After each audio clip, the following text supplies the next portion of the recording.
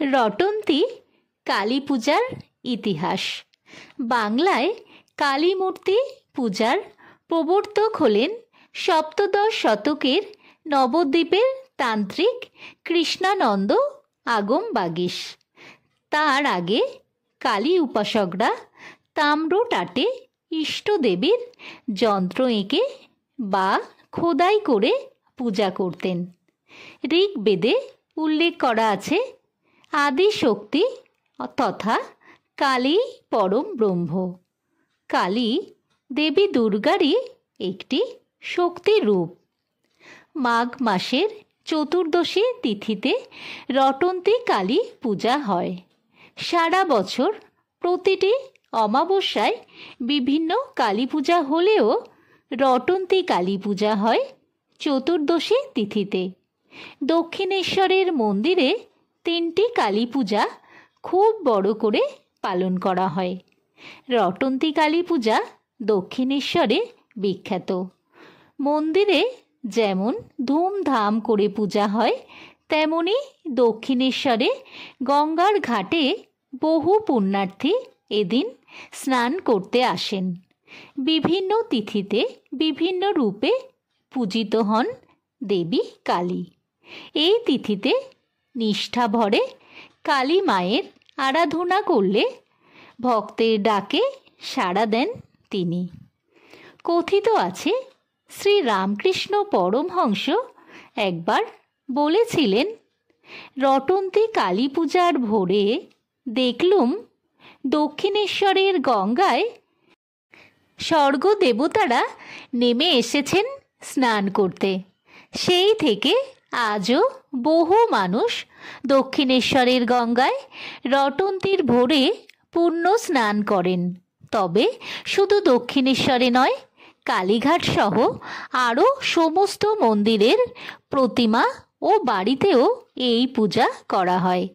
দক্ষিণেশ্বরের মন্দিরে সারা বছরে 3টে কালী পূজা খুব বড় করে পালন করা হয়। জ্যৈষ্ঠ মাসে ফলহারিণী কালী পূজা, কার্তিক মাসে দীপান্বিতা কালী পূজা আর মাঘ মাসে রটন্তী কালী পূজা। সমস্ত কালী পূজা অমাবস্যা তিথিতে হলেও রটন্তী কালী পূজা চতুর্দশী তিথিতে হওয়ার পিছনে একটি পৌরাণিক গল্প আছে। রটন্তী শব্দের অর্থ রটে যাওয়া। রটে যাওয়া মানে মুখে মুখে প্রচারিত হওয়া।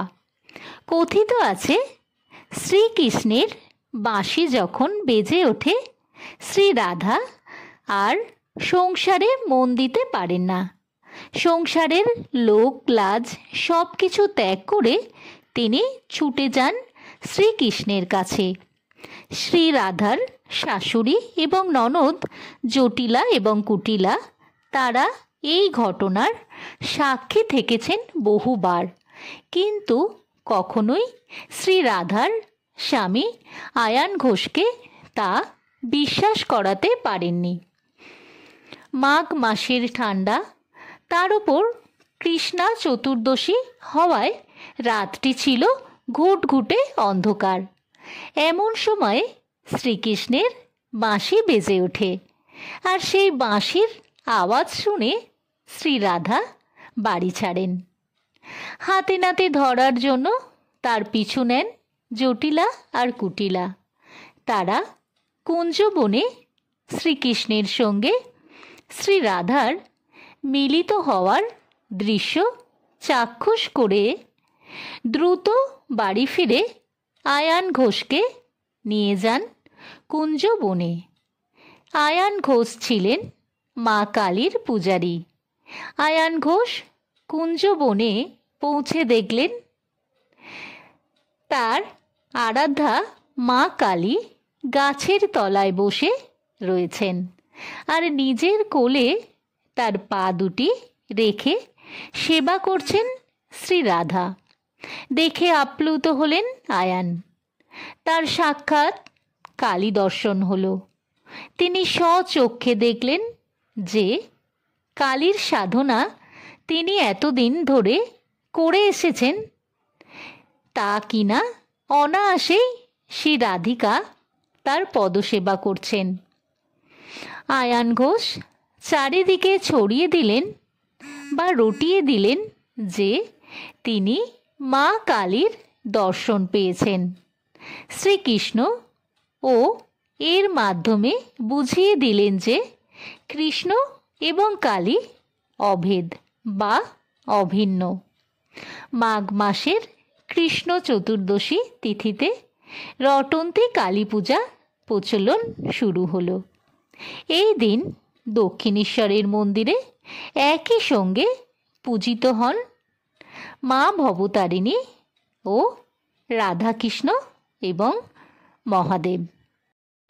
এই বছর রটন্তী কালী পূজার দিন ও সময় হল আগামী 29শে জানুয়ারি, 15ই মাঘ বুধবার অমাবস্যা। অমাবস্যা তিথি শুরু হবে 28শে জানুয়ারি মঙ্গলবার সন্ধ্যা 7:30 হইতে। অমাবস্যা তিথি সমাপ্ত হইবে বুধবার সন্ধ্যা 6:48 পর্যন্ত। এই রকম ইনফরমেশন পেতে চ্যানেলটি সাবস্ক্রাইব করে দেবেন। সবাই ভালো থাকবেন।